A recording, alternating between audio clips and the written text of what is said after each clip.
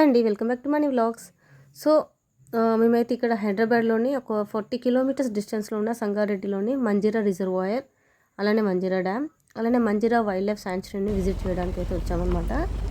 So Manjira reservoir దగ్గరికి వెళ్ళడానికి ఇలా ఎన్విరాన్మెంటల్ ఎడ్యుకేషన్ సెంటర్ అయితే క్రాస్ చేసుకొని వెళ్ళాలి. అండ్ ఇక్కడ ప్లేస్ అంతా కూడా చాలా గ్రీనరీగా అండ్ చాలా పీస్ఫుల్గా అయితే ఉందండి. అండ్ సో చూస్తున్నారు కదా, ఈ రోడ్కు రెండు వైపులా కూడాను బర్డ్స్ పిక్స్ అయితే పెట్టారు కదా. సో ఈ బర్డ్స్ ఇక్కడ ఉండేవి అంట ఒకప్పుడు, అండ్ సో ఇప్పుడు ఉన్నాయి, బట్ కొన్ని తక్కువగా ఉంది. ఒకప్పుడు అయితే 70 రకాల పైగా బర్డ్స్ అయితే ఉండేదంట అండి, డిఫరెంట్ టైప్స్. అండ్ బట్ ఇప్పుడైతే కౌంట్ తగ్గిందనేసి అంటున్నారు. అండ్ అంతేకాదు, ఇక్కడ వేరే చోటు నుంచి కూడా రకరకాల బర్డ్స్ అయితే మైగ్రేట్ అయ్యి వచ్చాయంట. సో ఇక్కడైతే ఎక్కువగా చాలా రకాల బర్డ్స్కి అయితే ఈ ప్లేస్ అయితే మంచి హ్యాబిటాట్ అంట. అండ్ ఎందుకంటే ఇక్కడ చుట్టుపక్కల టోటల్ వాటర్ ఫ్లో ఎక్కువగా ఉంటుంది కదా, చెట్లు మొక్కలు చాలా పెరుగుతూ ఉంటాయి అన్నమాట. అండ్ వాటి వలన చాలా రకాల బర్డ్స్కి కూడా మంచి లివింగ్ ప్లేస్గా ఉండింది అనేసి అంటున్నారు.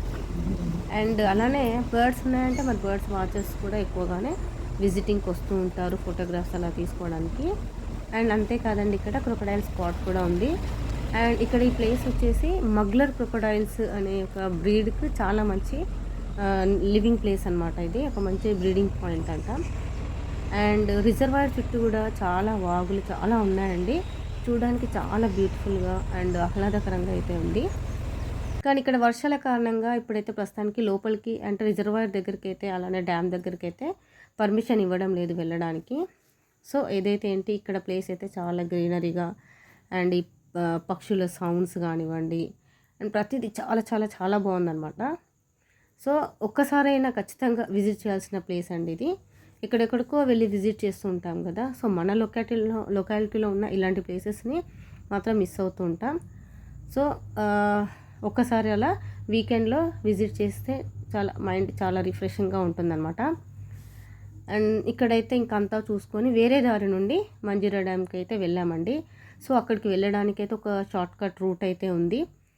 అండ్ ఫైనల్గా మంజీరా డ్యామ్ చేరుకోవడానికైతే మేము ఒక చిన్నపాటి అడ్వెంచరే చేయాల్సి వచ్చిందండి. అండ్ ఆ డీటెయిల్స్ అన్నీ కూడాను నెక్స్ట్ వీడియోలో అప్లోడ్ చేస్తాను.